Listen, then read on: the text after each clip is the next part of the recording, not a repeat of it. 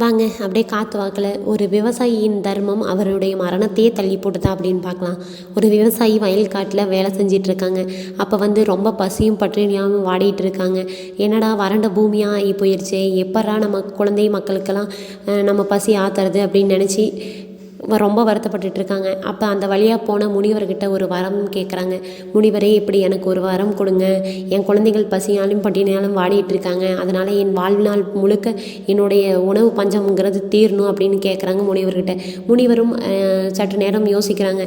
உன்னுடைய வாழ்வே 6 மாத காலம் தானே, எப்படி இவருக்கு வரம் கொடுக்குறதுன்னு யோசிக்கிறாங்க. சரி, வரத்தையும் கொடுக்குறாரு. அந்த முனிவர் கொடுத்த வரத்தினால இந்த குடும்பமும் பசி பட்டினியால் வாடின குடும்பமும் பசி பட்டினி இல்லாமல் சந்தோஷமாக இருந்தாங்க. அதே மாதிரி இவர் ஏழை எளிய மக்களுக்கு அந்த உணவையும் பகிர்ந்து கொடுத்ததுனால அதுவே ஒரு சாலச் சிறந்த தர்மம். தான் மட்டும் உண்ணாமல் பிறருக்கும் கொடுத்து உதவும் மனப்பான்மையை கொண்ட இவருடைய ஆயுளும் நீடித்தது அப்படிங்கிறது தாங்க இந்த கதை.